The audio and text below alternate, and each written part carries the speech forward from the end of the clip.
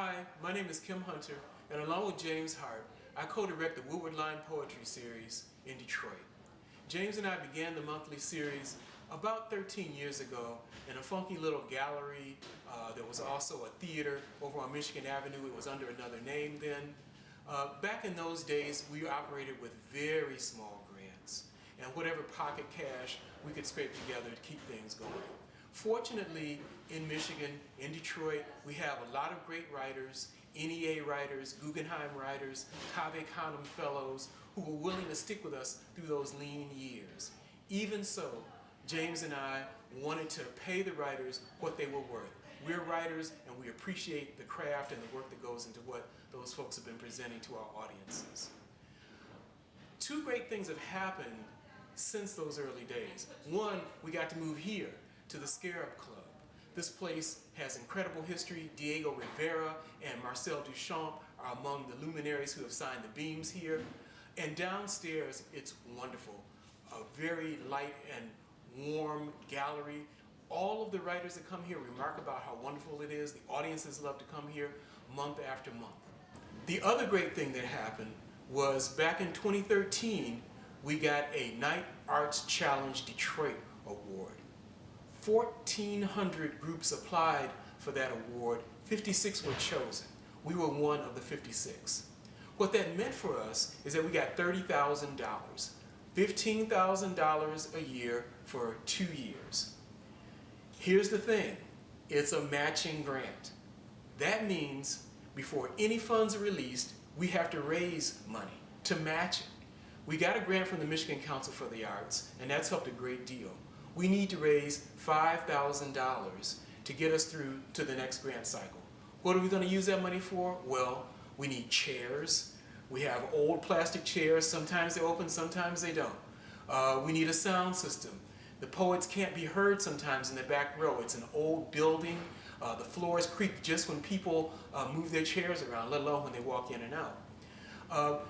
In order to make the poetry more accessible, which is part of our grant, we record video of the readings, we record video of conversations that we have with the poets, and we post edited versions of that stuff online. We're trying to broaden the audience. We're trying to let folks know that Detroit has a great literary community through the web.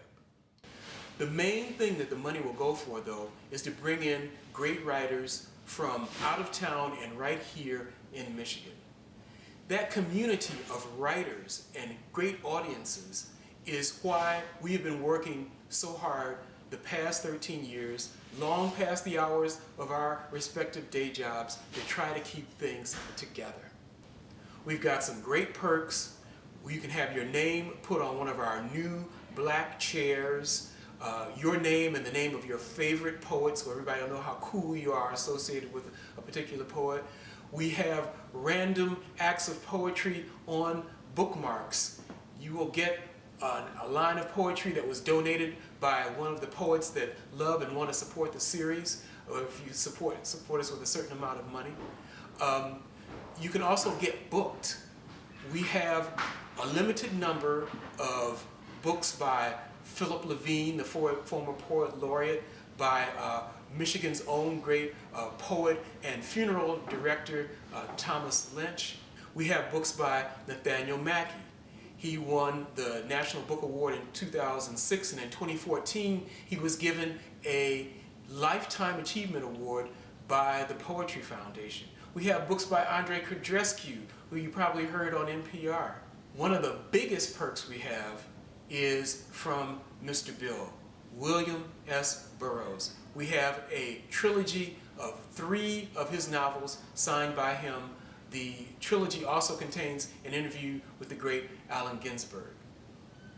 But again, the main reason we're raising money is to support the literary community in Detroit, the community of great audiences and the community of great writers. We know Detroit has a lot of challenges. We believe a city with or without challenges deserves art. And we believe Detroit deserves poetry.